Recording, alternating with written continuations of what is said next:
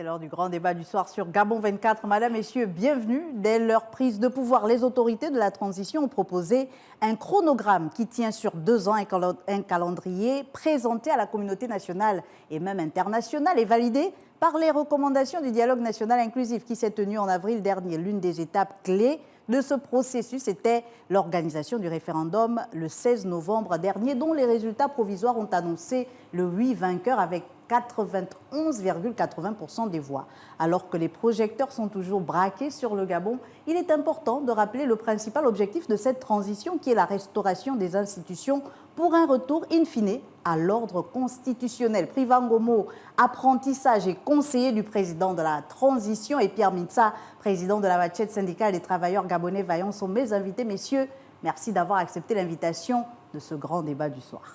Bonsoir, Madame Biogo, et merci de nous avoir invités. C'est toujours un plaisir. Monsieur Mintsa. Le plaisir n'est pas caché. Alors, messieurs, on ne va pas déroger à la règle. C'est vrai que nous sommes déjà mercredi et les résultats sont connus depuis dimanche. Le scrutin s'est déroulé samedi. Mais j'ai posé la question depuis lundi et je vais vous la poser. Comment avez-vous vécu ce référendum, monsieur Privango? Écoutez, Madame, j'ai eu l'occasion de répondre à cette question que vous m'avez posée. Lors de la grande nuit électorale, effectivement. Et j'ai dit que le scrutin s'était plutôt bien passé. Et je l'ai comparé au scrutin l'année dernière, où il y avait une chape de plomb, où les Gabonais avaient peur de la suite. Oui. Je crois que nous sommes entrés dans une sorte de sérénité. Et s'il y a eu quelques petites irrégularités ou quelques petites défaillances, cela n'a pas vraiment entaché la nature du scrutin. Je pense que les Gabonais ont voté massivement pour le oui. Ils veulent donc une nouvelle constitution. Ils veulent maintenant qu'on sorte de cette transition pour entrer dans une vie normale, je crois. Et c'est tout l'enjeu de cette émission. Monsieur Mintsa, vous n'étiez pas à Libreville, vous étiez à l'intérieur du pays là-bas. Est-ce que les insuffisances ont été relevées? Est-ce que le scrutin s'est déroulé plutôt dans le cadre du moins? Comment l'avez-vous vécu, ce référendum? Merci. Vous savez, le CTRI est dans le respect scrupuleux de son chronogramme, annoncé dès la prise du pouvoir le 30 août 2023. Étape par étape, ce chronogramme se respecte par les autorités militaires. Et nous revenons là de la campagne et du scrutin. Le premier constat est que, contrairement au débat des intellectuels, les populations ont massivement adhéré. Ça veut dire que les problèmes des populations ne sont pas ceux des intellectuels que nous sommes. Et même celles de l'arrière-pays? Effectivement. Moi, je reviens de l'arrière-pays. Ça veut dire que les populations ont répondu massivement présentes pour un oui écrasant, en tenant compte de ce que les autorités militaires ont fait. Et ils ont fait directement un rapport. Si, dans un pays que nous avons trouvé à 500 km sous terre, les militaires arrivent à poser les actes. L'estimation, monsieur Mintsa, 500 km sous terre. Non, ça veut dire qu'il sait que le pays était très... C'est un lutteur. Oui, on a compris. Alors, vous comprenez que ces populations-là, qui ont répondu favorablement à cet appel du oui, ont montré combien de fois elles étaient attachées à l'objet républicain. Toutefois, je dis bien toutefois, les débats intellectuels qui sont menés par les intellectuels, oui, qui malheureusement sont nés à partir du 30 août 2023, qui n'existaient pas avant, mais ils sont nés à partir du 30 août 2023, ce n'est pas le dada des populations sur le terrain.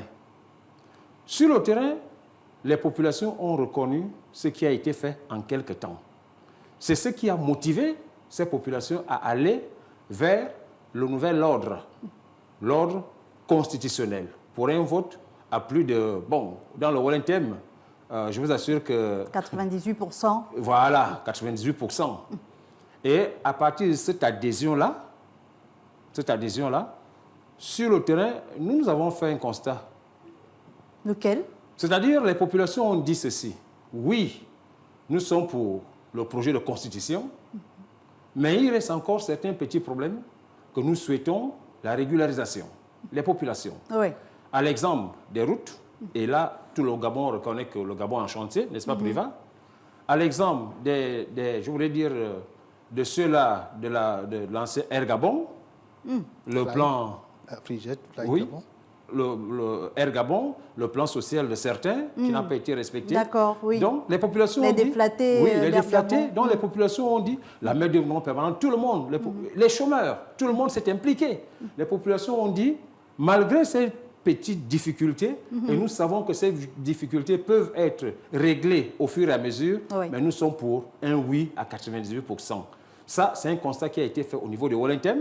Et la particularité de cette campagne référendaire, c'est que, pour une fois, la société civile a été considérée.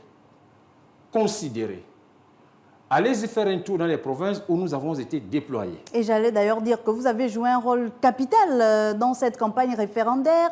On vous a vu sur le terrain. On se plaignait un peu au début de la communication qui avait été faite où les populations de l'arrière-pays ne comprenaient pas grand-chose à l'enjeu même de ce référendum. Finalement, vous, comment vous vous êtes pris pour aller jusque dans les confins du Gabon? Eh bien, ça a été simple, parce que nous avons fait tous les villages. Ceux qui étaient dans le Wellington, nous avons fait tous les villages, nous avons fait toutes les communes. Ceux qui étaient dans les autres provinces, nous avons fait le même exercice.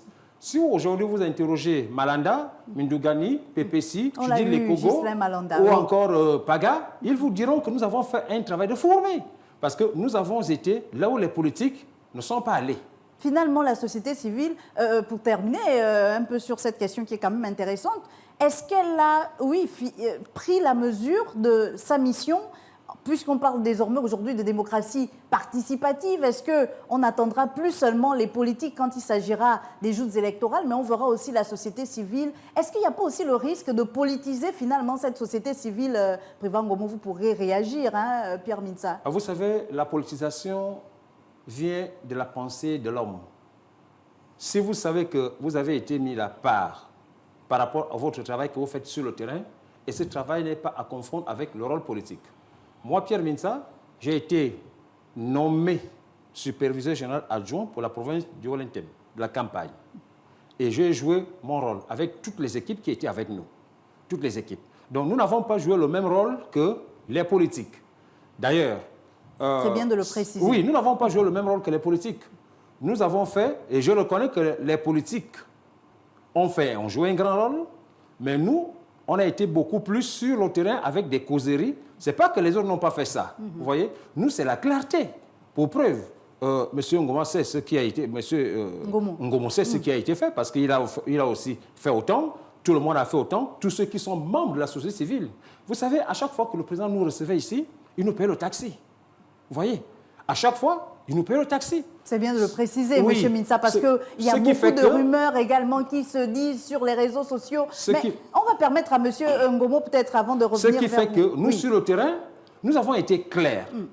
Voilà, à chaque fois que nous sommes reçus, on a un taxi, on a mis quelque chose de côté, et à la fin de nos causeries, et voilà, parce que on était... Les populations, vous voyez, les populations se sont données à cette campagne. Les populations ont compris que ceux-là, les intellectuels qui demandent de dire non, sont en train de vouloir montrer aux populations faux ce qui est juste et juste ce qui est faux. Et aujourd'hui, les populations gabonaises sont à féliciter. Monsieur Ngomo, il y a eu comme au fil du temps des amours entre les populations gabonaises et les hommes politiques, les acteurs politiques. Est-ce que le fait que la société civile ait pris part aussi à cette campagne ait permis de ramener les populations finalement à les intéresser à la chose politique, mais avec quand même un mais, est-ce qu'il n'y avait pas le risque, comme je l'ai dit, de politiser finalement cette société civile?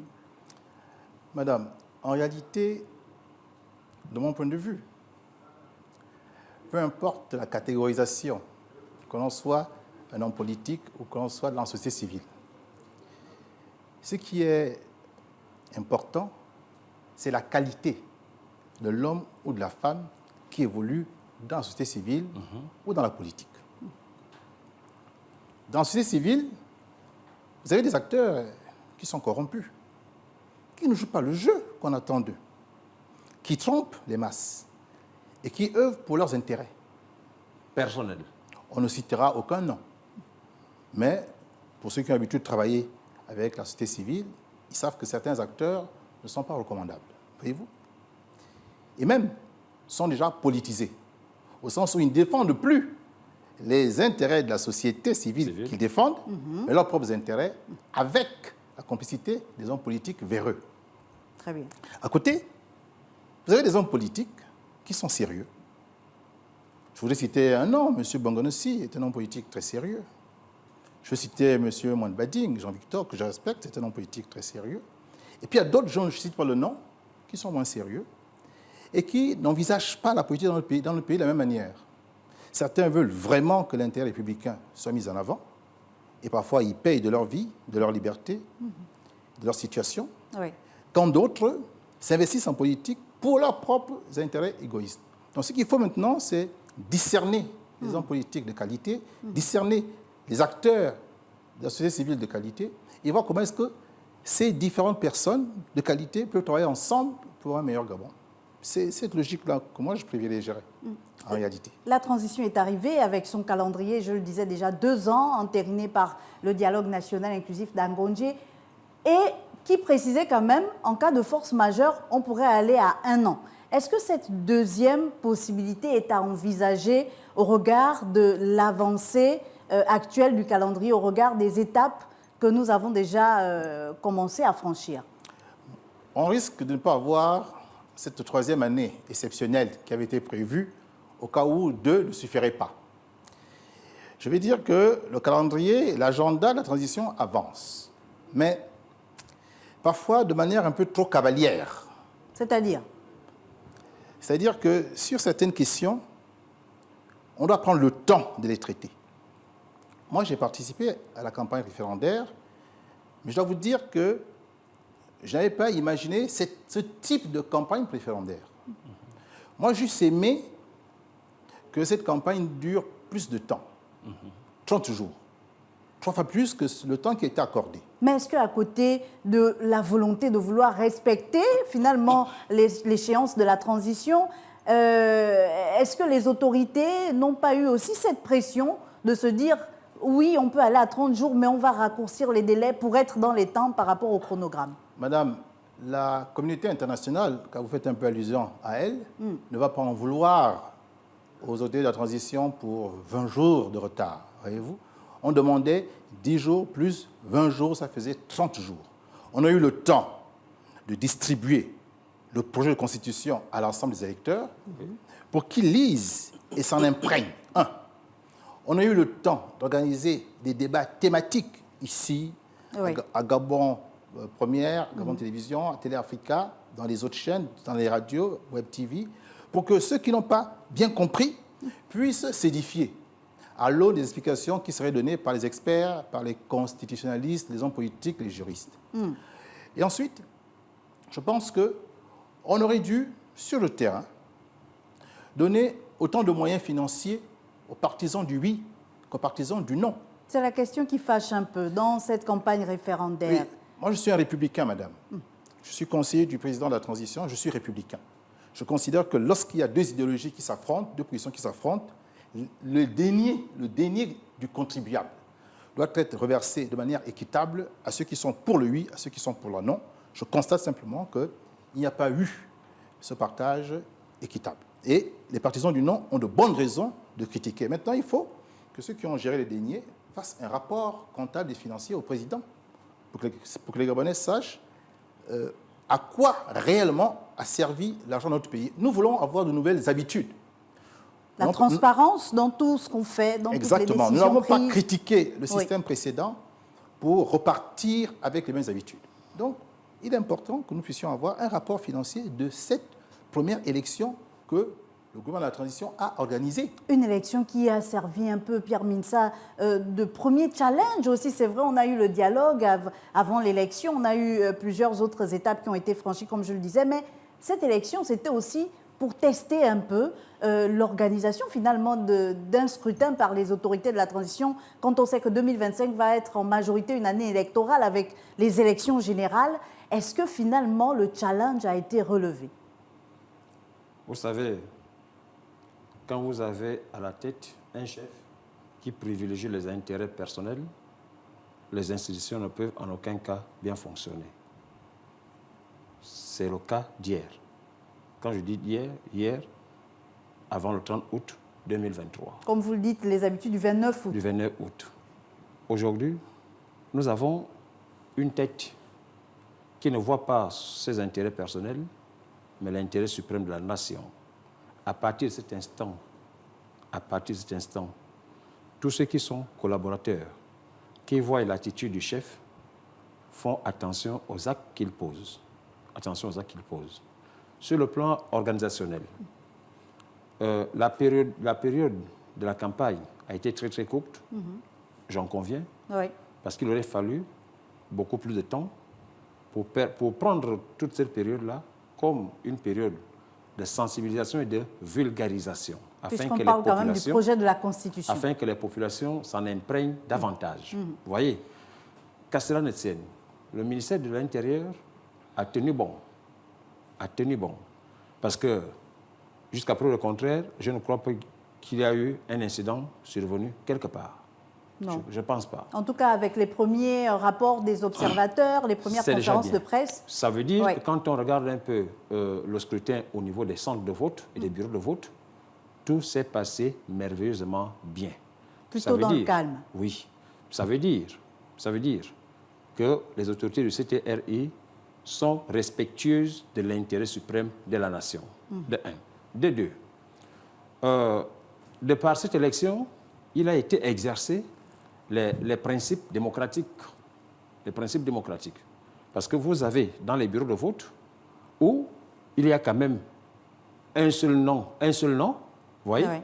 Ça prouve à suffisance qu'il y a eu de la démocratie qui s'est exercée.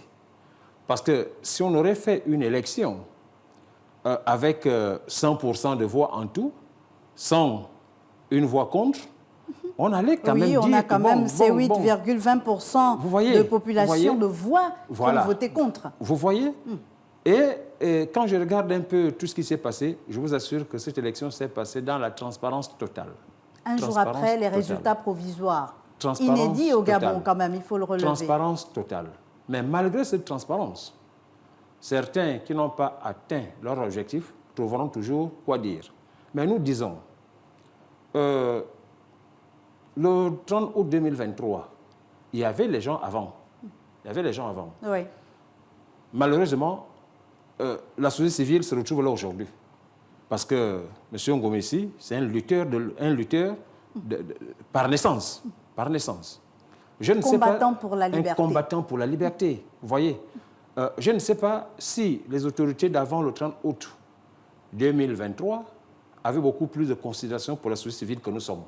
Pour preuve, il n'était pas libre de ses actions, M. Ngomessi. Nous, les partenaires sociaux, nous sommes jetés en prison à Toubourvan. Vous voyez, il a fallu que le CTRI arrive pour nous sortir des prisons dans lesquelles l'ancien régime nous a placés. Est-ce qu'on peut parler de la restauration finalement de la dignité humaine mais effectivement, à ce niveau-là? ça rentre dans la dignité. Ça rentre dans la restauration de la dignité. Vous voyez? Alors aujourd'hui, ce qui s'est passé, je vous assure que ceux du 29 août 2023 auront toujours quelque chose à dire. Et moi, je dirais simplement à toutes ces personnes qui auront toujours quelque chose à dire. Mais curieusement, quand il s'est agi, parce que quand il s'est agi pour vous, avant le 29 août 2023, de signer des textes qui stipulent que l'homme et l'homme doivent aller au lit, vous n'étiez pas intellectuel ce jour-là. Mais aujourd'hui, vous êtes devenu intellectuel parce que la nouvelle Constitution dit « Je ne veux plus entendre parler de hommes et hommes qui partent au lit ». C'est ça l'intellectualisme. En français, plus facile et accessible, le mariage est l'union entre un homme et une femme ou du moins entre deux personnes de sexe différents. C'est ce qui doit être fait. C'est ce qui doit être fait. Donc vous comprenez qu'aujourd'hui, nous, sur le terrain, nous avons simplement expliqué cela aux différentes populations. Traduit cela comme ça, oui. Voilà, vous voyez. Et que quand on a discuté avec ces populations-là, je vous assure que le mandat présidentiel ne causait en aucun cas problème. Puisque les autres avaient les mandats de 7 ans hier, pourquoi ils sont contre que le mandat aujourd'hui soit encore à 7 ans? Il y a eu effectivement une cristallisation de l'attention autour de la chose politique, autour des dispositions politiques de ce projet de constitution, alors qu'il comporte plusieurs autres dispositions. Ce dont les populations ont besoin. Monsieur Ngo, on ne peut pas dire le contraire parce que je sais qu'il a été sur le terrain, il s'est battu sur le terrain pour faire comprendre la constitution aux uns aux autres. Ce dont les populations ont besoin, c'est le bien-être social. Le bien-être social, ça veut dire qu'ils peuvent se soigner à tout moment, à moindre coût, qu'ils peuvent être bien logés, qu'ils aient la possibilité d'envoyer leurs enfants dans les bonnes écoles avec les enseignants, qu'ils aient la possibilité d'avoir les routes praticables en toute saison. Vous voyez? Mais alors, M. Ngomou, écoutez, M. Pierre Mitsaki va poursuivre son développement. Les autorités, lorsqu'elles sont arrivées de la transition, j'entends, ont entamé un certain nombre de chantiers. Allez, on peut en citer quelques-uns. La route, les écoles, l'emploi même. Mais est-ce qu'avec tout ceci, on ne perd pas de vue le principal objectif de cette transition, qui est finalement la restauration des institutions et le retour à l'ordre constitutionnel? Alors, madame, en réalité, nous avons des hommes pragmatiques qui, quand ils sont arrivés aux affaires, avaient effectivement un objectif fondamental. Oui.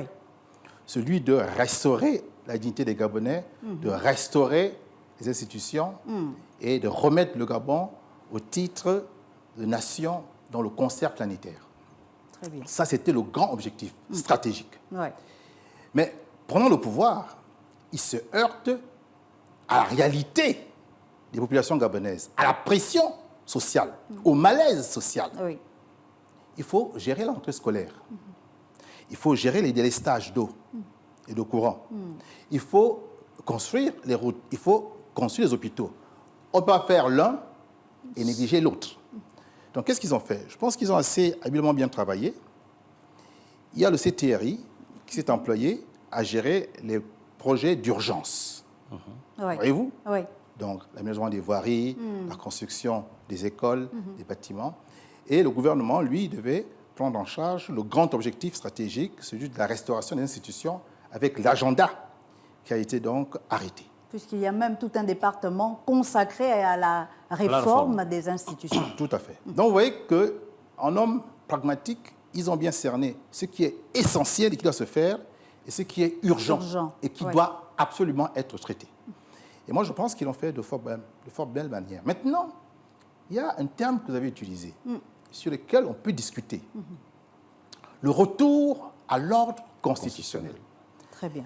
Mais madame, je ne veux vraiment pas vous décevoir, mais moi, je pense que ce n'est pas un retour à l'ordre constitutionnel.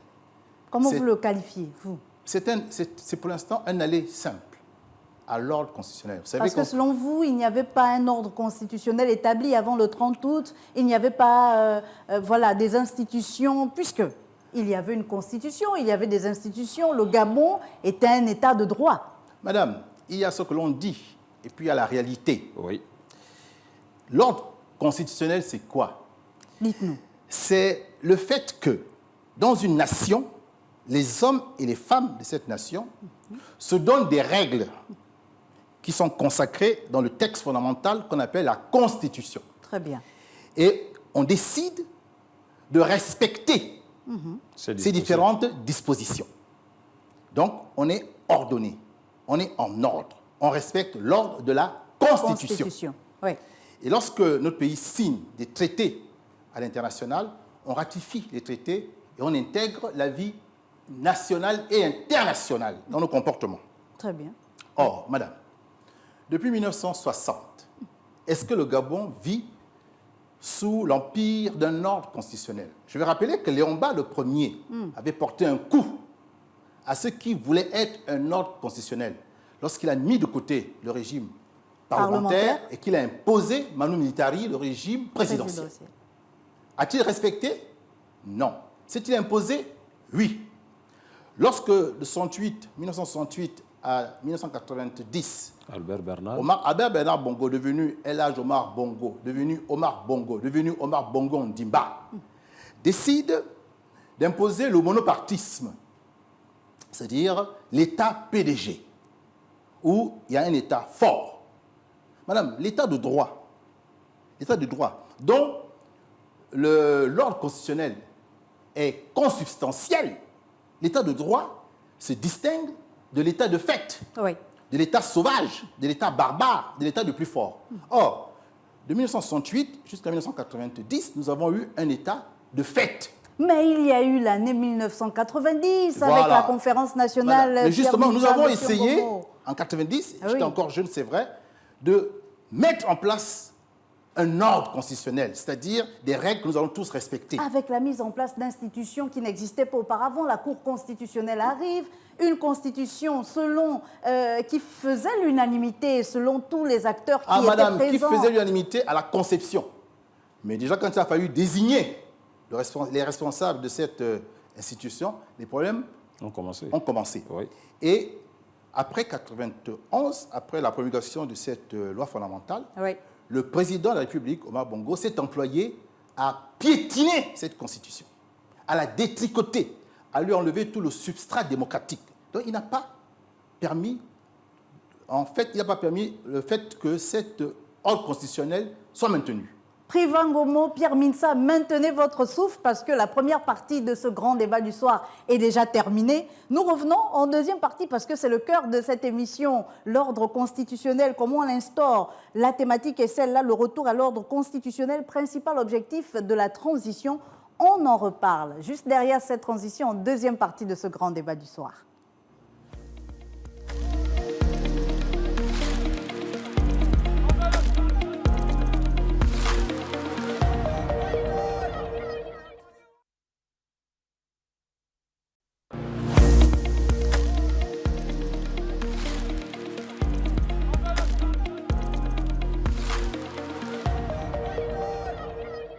Deuxième partie de ce grand débat du soir et je suis toujours avec mes invités, Priva Ngomo, apprenti sage et conseiller du président de la transition et Pierre Mintsa, président de la Machette syndicale des travailleurs gabonais vaillants. Messieurs, on était en train de voir pourquoi on ne devrait pas parler, Priva Ngomo, de retour à l'ordre constitutionnel. Selon vous, il n'y avait pas un ordre constitutionnel avant le 30 août 2023.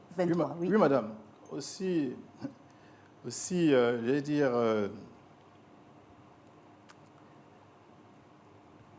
L'ordre constitutionnel existe lorsque les hommes et les femmes d'une nation décident de respecter les règles qui se sont données. Et comme je le disais, on a quand même vu les années 90, on a eu ces différents accords d'Arambo, de Paris, enfin de Paris d'abord, ensuite d'Arambo, ce dialogue national d'Angonje, on a vu ces grands-messes qui réunissaient les acteurs politiques de notre État pour aller réfléchir aux destinées de ce pays. Est-ce que finalement, ce n'était pas une façon de faire vivre l'ordre constitutionnel? Ah non, madame, c'est justement parce que l'ordre constitutionnel n'était pas respecté qu'à travers les manœuvres politiques, on essaie de donner un semblant, une mascarade d'action. Mais je vais quand même terminer. Allez-y. En disant que l'état de droit s'oppose à l'état de fait. L'état de fait, c'est le fait du prince.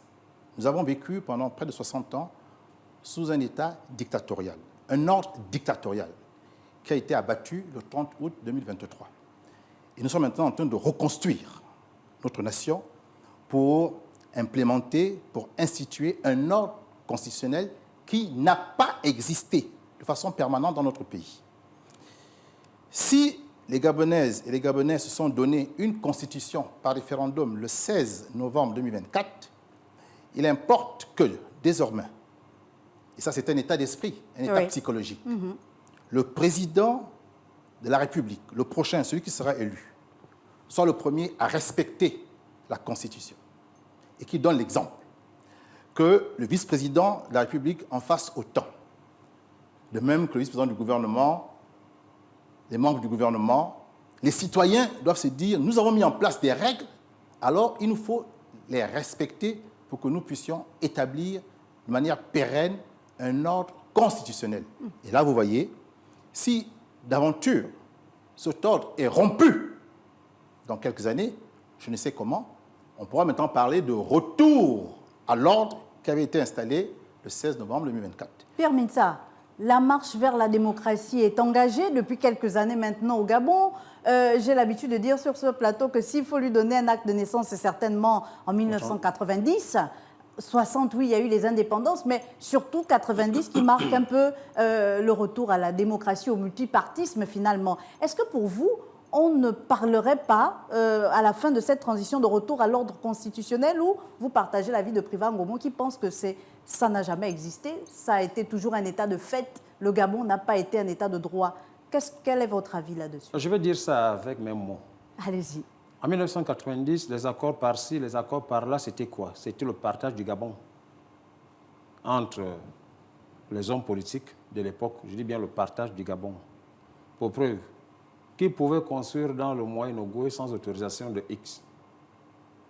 Dans chaque province, il y avait un doyen politique. Et ceux-là qui voulaient rentrer dans la danse de la démocratie ont été marginalisés au point où le Gabon s'est partagé comme un petit gâteau. À partir de cet instant, quand le Gabon se partage comme un petit gâteau, est-ce qu'on peut parler de l'ordre constitutionnel? Malgré les institutions qui existent, malgré ce Parlement qui a eu cette vivacité à une époque donnée. Oui, allez-y, Monsieur Mintsa.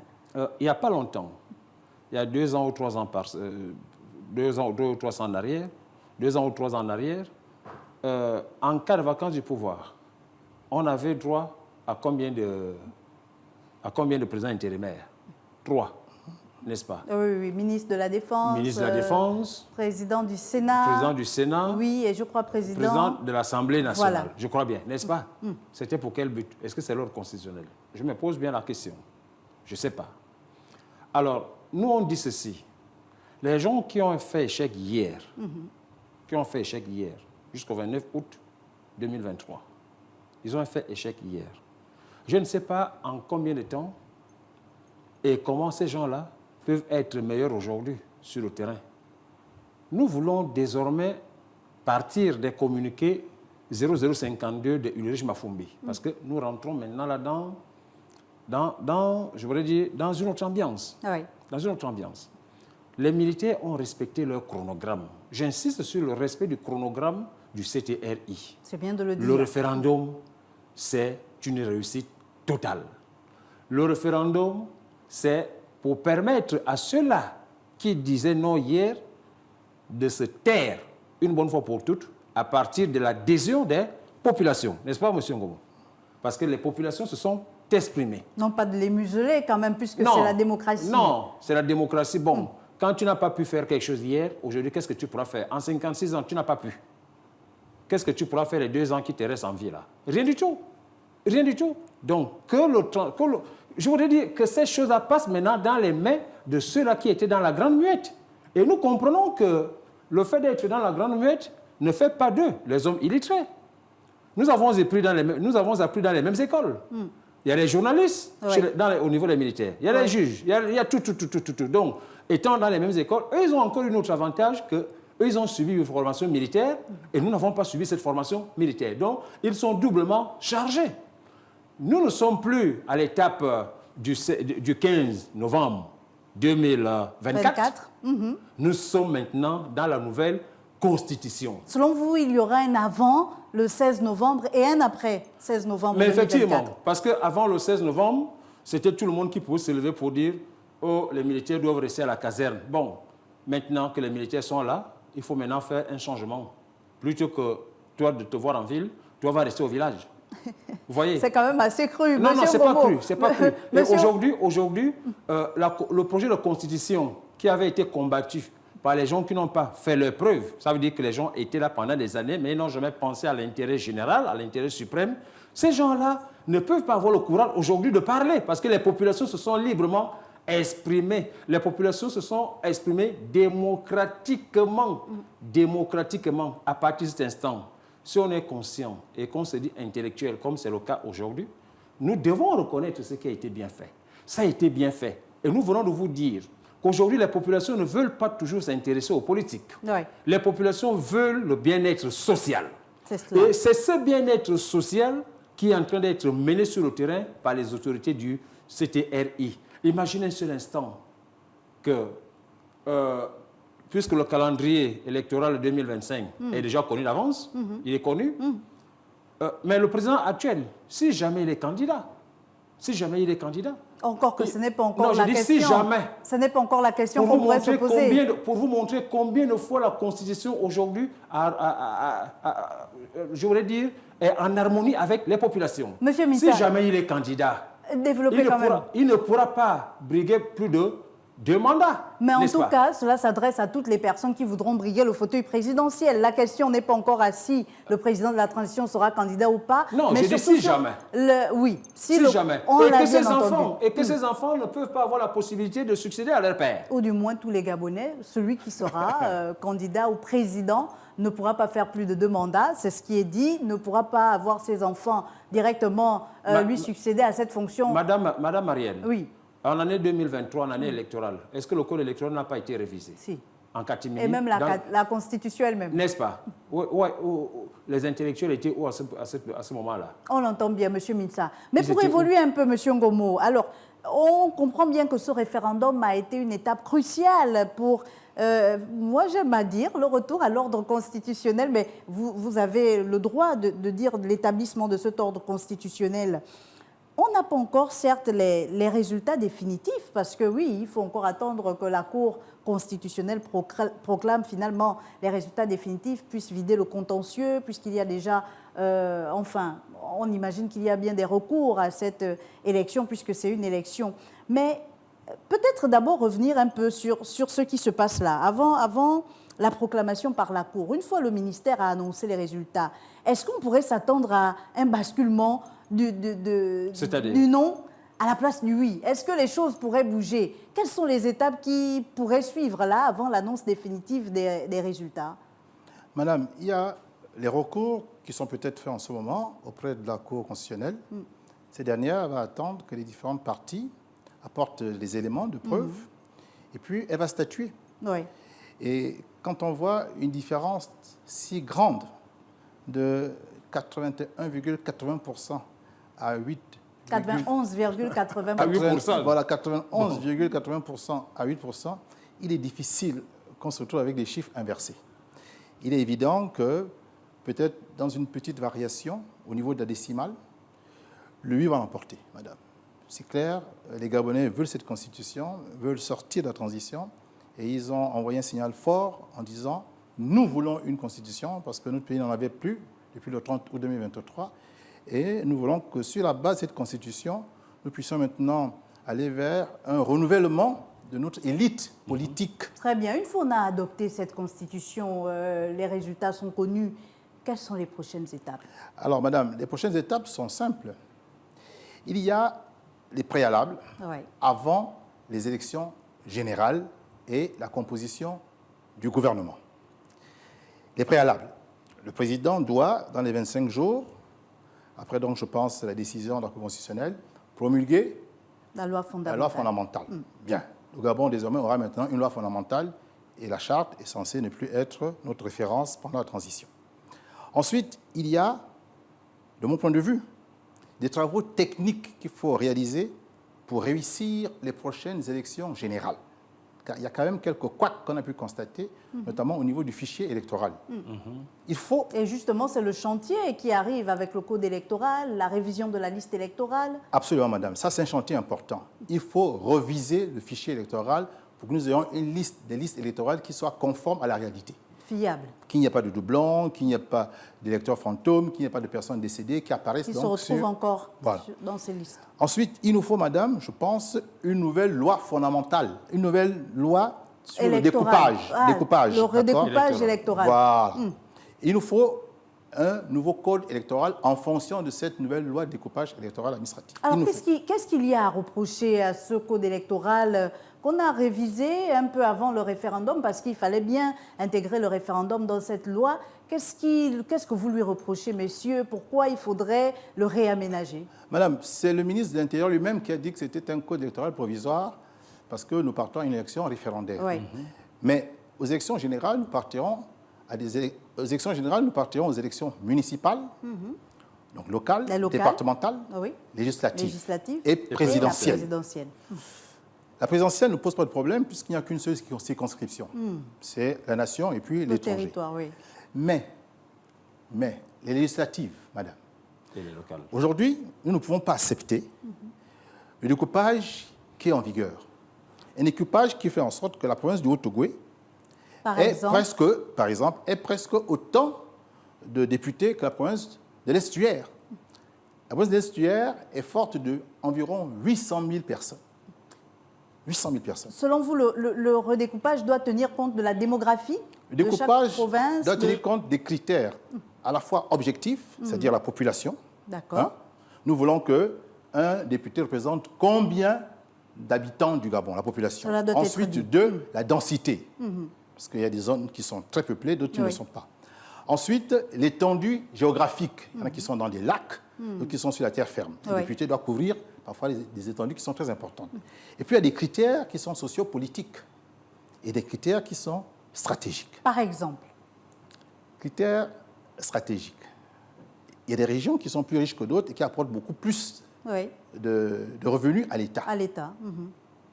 Voyez-vous, les populations sont en train de dire, mais enfin, pourquoi nous, on n'aurait pas beaucoup plus de députés, puisque c'est quand même nous qui apportons 50%, Pierre Mitza, est-ce 80%. qu'il faudrait voir les choses dans ce sens-là, puisque finalement, les richesses, oui, elles sont plus abondantes. Est-ce que c'est une bénédiction de la nature ou une malédiction, parce que le Gabon est riche de son sous-sol, pour une province que pour une autre? Est-ce qu'il faudrait en tenir compte pour ce redécoupage électoral? Est-ce que ce ne serait pas une sorte de, comment le dirais-je, de mettre de côté, de brimer un peu les autres provinces qui ne disposeraient pas d'autant de ressources que d'autres?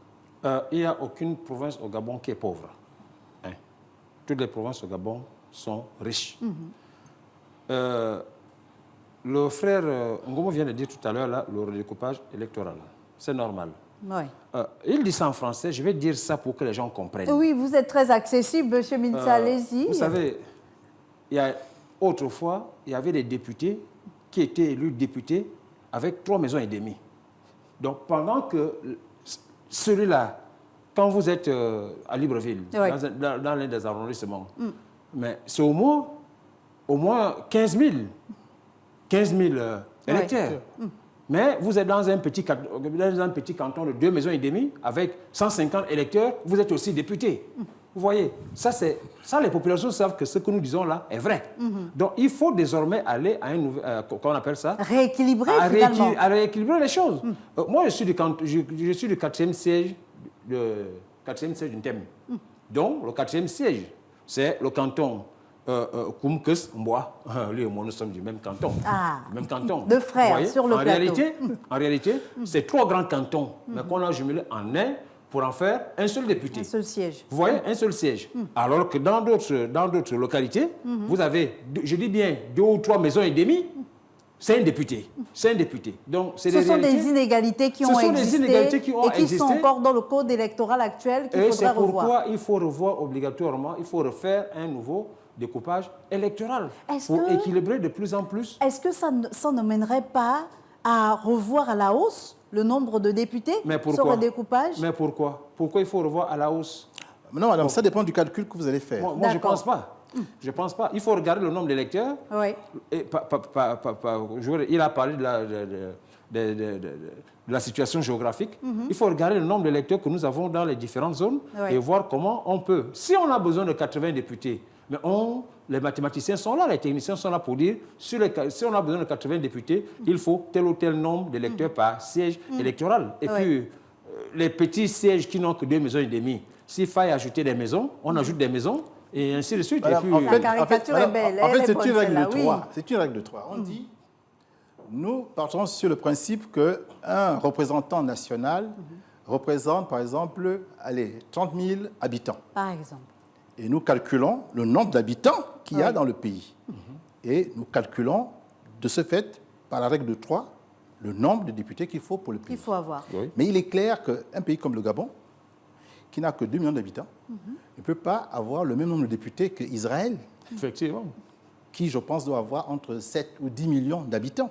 Il y a un problème. Même il y a si une Israël surreprésentation. En superficie, Israël aussi est très petit comme pays. Mais nous parlons de population. Oui, la population. Le député ne représente pas un espace. Il représente une population dans un espace. Dans un espace, oui. Donc, c'est le critère fondamental, c'est la population. Maintenant, il y a d'autres critères auxquels on peut associer des coefficients. Des coefficients qui peuvent être importants, moins importants, pour tenir compte d'un ensemble de choses, pour ne pas frustrer les uns et les autres. C'est ça. Mais aujourd'hui, l'Assemblée nationale du Gabon n'est pas conforme au corps social de notre pays. Il y a beaucoup trop de députés par rapport au nombre d'habitants. Au nombre d'habitants. Il faut qu'on revienne à une assemblée qui soit beaucoup plus équilibrée, beaucoup mieux calibrée. Je pense que si on fait le calcul, pour une population de 2 millions d'habitants, si effectivement le recensement nous le dit, Oui. parce que là encore certains disent que le chiffre là il est surfait, peut-être que c'est 80 députés qu'il nous faudrait au pays. Voilà. Peut-être. Pourquoi pas? Pourquoi pas? Et ce n'est pas si mal. Ce serait un nombre qui serait assez juste et on pourrait avoir là-bas de bons députés qui pourraient bien travailler et on aurait un budget pour les députés qui ne serait pas aussi important que lorsqu'il y a 143 députés à nourrir. Une fois on a revu ce redécoupage électoral, on a nettoyé le fichier électoral, on va aux élections. Est-ce que vous avez, oui, des préoccupations par rapport à ces élections qui seront quand même 3 élections qu'il faudra organiser pour l'année 2025? Oui, Monsieur Mintsa. Vous savez, on vient de terminer le référendum. Monsieur Ngomo vient de dire ici ce qu'il y a lieu de faire, qu'il a appelé les préalables. Oui. Mais s'y ajoute, selon ce que nous avons vu au référendum, il y a eu des commissions locales qui ont eu du mal à joindre leur bureau de vote parce que les routes ne sont pas conformes. Moi, ça me fait plaisir parce que il y a le ministre des Eaux et Forêts, Ntoshi, qui a les gros véhicules, qui a tenté de faire la route Bindoumsan à Kamisato, sans plus. Mais ces Land Cruiser sont embourbés. Incroyable. Vous voyez? Oui. Sans plus. Hein. La réalité du terrain. Ça, c'est la réalité.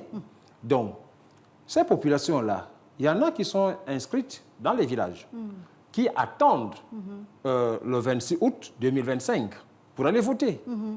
Mais elles peuvent être heurtées à ce problème de routes. Oui. Nous ne disons pas que les routes ne sont pas construites. Les routes sont en Peuvent construction. être un facteur encombrant, Oui. un facteur Les gênant. routes. 1. 2. C'était avec grand plaisir que les populations ont adhéré massivement à la mise en place d'une nouvelle constitution, Oui. en espérant que certaines situations seront réglées entre-temps. Lesquelles, par exemple? Les chômeurs. C'est une frange importante. On sait que Ngomo- cette question Monsieur vous Ngomo passionne sait de quoi beaucoup. on parle. Oui. Il sait. Parce qu'il a combattu aux côtés de ces jeunes Gabonais vaillants. Les retraités du secteur privé, qui estiment que le président de la transition A fait un geste a pour fait un ceux geste du public. aux Oui. retraités du secteur public et qu'il faille regarder aussi du côté du secteur privé. Mais dans ce sens-là, il serait nécessaire qu'on revise un peu les conventions collectives pour que, enfin, les retraités du secteur privé Soient pris en compte. soient aussi pris en compte. Il y a les déflatés. J'ai cité le cas de Air Gabon, par exemple, oui. où les pilotes ont eu quand même leur plan social et les autres agents n'en ont pas eu. Ils sont dans les villages aujourd'hui. Donc, et nous pensons humblement que, vu ce qui est fait, qu'on peut faire plus. Et le dernier acte qui va de plus en plus encore motiver les Gabonais, parce que quand un Gabonais travaille, c'est tout un village qui en sort bénéficiaire. Bien sûr, Les ouais. rappels sols qui ont été payés hier, là, vraiment, un grand coup de chapeau au président, n'est-ce pas, M. Ngomo? À hauteur de 35 milliards. À hauteur de 35 milliards. Ce qui fait qu'avec cette première tranche de paiement, il y en a qui ne sont pas rentrés dans le processus de paiement, Oui. qui n'avaient pas les dossiers composés, Qui ne sont pas rentrés mais en possession, aujourd'hui, effectivement. qui veulent constituer leur dossier pour que, enfin, le chef de l'État regarde aussi un tant soit peu leur situation. Donc, c'est des choses que nous pouvons régler avant l'élection 2025. C'est des choses réalisables. Les chantiers sont énormes. Les chantiers sont énormes. Monsieur mais Mintsa, seulement, Monsieur Ngomo. oui, les chantiers sont Oui. énormes. C'est pourquoi nous proposons des solutions à portée de main.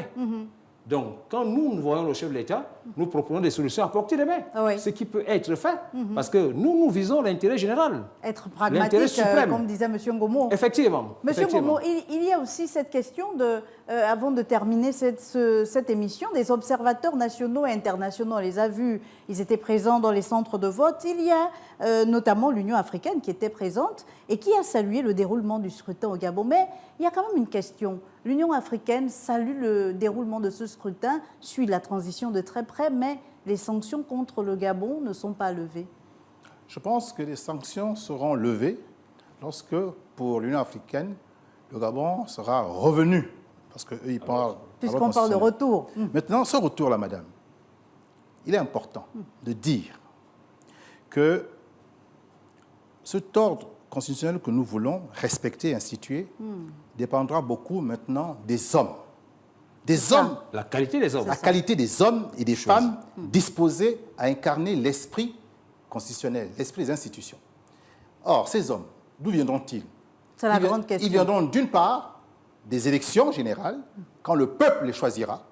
Donc, au peuple, alors, maintenant, de choisir les hommes de conviction, pas les hommes qui les achètent, mais les hommes qui ont à cœur l'intérêt républicain. Et cette élite-là aussi viendra des nominations faites par le président de la République. Transition, oui. Non, on sera À cette sorti de époque, transition. Oui, effectivement. Voyez-vous? Donc, il y a une responsabilité du peuple qui doit choisir ses représentants, les bons représentants, pas les menteurs. Et il y a le président qui, lui, doit choisir maintenant, dans les fonctions nominatives, les hommes et les femmes de qualité. Et c'est intéressant ce que vous dites, vous allez poursuivre, mais quand vous dites des personnes intègres, pas les menteurs, est-ce que cela fait appel aussi à ce renouvellement finalement tant souhaité de la classe politique? Oui, madame. Parce que ce sont les mêmes qu'on revoit sur le terrain, on les a revus pour la campagne référendaire, on se pose la question, est-ce que ce seront les mêmes députés d'avant le 30 août, pour reprendre les expressions de M. Mintsa, qui reviendront faire des opérations de charme aux populations? Madame, le jeu politique sera ouvert. Mais je peux vous garantir que nos visages sont en train de monter. Vous voyez, moi, je venais pratiquement pas ici. Ici à Gabon 24. Pourquoi? Parce que simplement, je ne partageais pas la vision et la gouvernance de l'ancien régime. Bon, je suis pour les Gabonais, Oui. maintenant, un nouveau visage. Aujourd'hui, vous êtes conseiller du président. Exactement. Et vous allez voir que de plus en plus de nouveaux visages comme ça vont monter en puissance et ce serait une très bonne chose pour rassurer les populations. Et ces nouveaux visages vont remplacer les anciens qui sont vomis et qu'on ne veut plus voir sur la scène politique. S'agissant des élections générales, madame, Oui. il y a deux approches que j'aimerais soumettre ici. Une approche où on commencerait par les petites élections, élections locales, municipales, départementales, législatives, sénatoriales, puis présidentielles. C'est une approche que j'appelle politicienne. Ou une approche politique et démocratique, plus exigeante. C'est-à-dire qu'on commencerait, l'élection politique, ce serait celle où on commencerait par les petites élections pour monter aux plus grandes. Ce serait ça l'élection au sens politique et démocratique. Ça nous permet d'apprécier la valeur de chaque individu sur le terrain. C'est-à-dire que vous n'allez pas user du nom ou de l'image du président pour vous faire élire. Vous allez devoir, par vos seules valeurs intrinsèques, convaincre les populations. Oui. C'est l'approche ardue, difficile, parce que c'est beaucoup plus facile que le président soit élu, il crée une vague déferlante, et tous ceux qui vont maintenant prendre avec le nom du président, eh bien, ils ont pratiquement certains de gagner. Ils seront adoubés. Et ce n'est peut-être pas ce qu'il faut pour notre démocratie. Il y a donc ces deux approches-là. Il faudra qu'on essaie de voir, pour le bien de la nation gabonaise, quelle est la meilleure des approches. Faut-il commencer par les petites élections et finir par la plus grande? En même temps, on fait les petites corrections s'il y a des soucis pour que la dernière élection se passe sans ombrage? Ou bien faut-il commencer par la grande élection et finir par les petites? Moi, ma position serait de commencer par les petites élections. Et c'est votre avis, on le respecte, et ce sera également votre mot de fin. La décision reviendra certainement au ministère de l'Intérieur qui a pour rôle désormais d'organiser ces élections. Monsieur Mintsa, on a parlé de ce chronogramme de la transition qui est en train d'être respecté selon vous. On a vu les étapes franchies, ce référendum qui constituait une principale étape, mais il y a de gros enjeux pour la suite. Qu'est-ce qu'on doit retenir? Alors nous devons retenir que la société civile gabonaise est une société civile active. Avec ce qui s'est passé au niveau de la campagne référendaire. Et pas politisé. Oui, pas politisé. Je parle des acteurs avec qui nous avons travaillé ensemble. Ceux qui sont politisés, vous et M. Ngom et moi, nous les connaissons. Très bien. Oui, qu'aujourd'hui, nous, sur le plan social, parce que moi, je ne parle pas de problème politique, moi, c'est du social. Il y a encore beaucoup de choses à faire et nous pensons que parmi ces choses à faire, il y a évidemment la régularisation des situations administratives des agents, parce que aller à l'élection présidentielle avec ces frustrations pour les agents publics, ce sera mal interprété. Il y a la situation de la main-d'œuvre permanente diplômée qui travaille dans les conditions de précarité totale, les collaborateurs extérieurs et tout ce qui suit. Il y a la situation des chômeurs, des retraités civils et militaires et ceux du privé, les déflatés, vous voyez. Donc, moi, en ma qualité de partenaire social, nous pensons que le chef de l'État devrait obligatoirement faire, pas obligatoirement, devrait penser. Puisque ça reste à sa discrétion. Oui, devrait penser à suivre un peu ce qui vient d'être proposé par M. Ngomo, parce que tout le monde ne peut pas aller en politique. Mais quand il s'agit des nominations, les gens veulent voir les nouveaux visages capables de transformer l'intérêt personnel en intérêt général. Et aussi, vous savez, les anciennes habitudes voulaient que vous faites semblant d'être ensemble, vous faites campagne ensemble, mais pendant que vous passez la journée, mais il y avait des petits malins qui passaient la nuit pour dire votez contre, votez contre, votez contre. Ça, c'est des phénomènes que nous avons connus par le passé. Et le président étant un homme du renseignement, il devrait savoir que ces hommes existent toujours aujourd'hui. Et certains, ces hommes, quand je dis hommes, je parle avec grand H, et certains sont même peut-être dans les institutions aujourd'hui qui peuvent jouer aussi un mauvais rôle. Mais pour la transparence électorale des échéances politiques à venir, il est temps, parce que la transition ici, c'est la nôtre. Oui. La nouvelle constitution, ce n'est pas pour le passé, c'est pour le futur. Et pour garantir les 50 meilleures années, les 50 prochaines meilleures années ou les 100 prochaines meilleures années du Gabon, je ne pense pas qu'il faut obligatoirement faire avec les anciens. Il est temps que ces anciens passent aussi le relais. Qu'il y ait une rupture, finalement. Non. Il est temps que ces anciens passent le relais et nous allons accompagner ces anciens. Pourquoi pas devenir des sages? J'aime bien cette expression de passer le relais qui avait déjà été évoquée quelque part. Il quittera apprentissage pour désormais être sage. Un sage. Et Pierre Minsa, nous vous avons bien entendu et vous êtes toujours fidèles à vos convictions de partenaire social. Merci à vous, messieurs, d'être passés sur ce grand débat du soir. On parlait de retour à l'ordre constitutionnel comme principal objectif de la transition. Et oui, il ne faut pas perdre de vue l'objectif qui nous a conduit au 30 août, la restauration des institutions, parce qu'il y avait eu ce coup d'État électoral le 26 août dernier.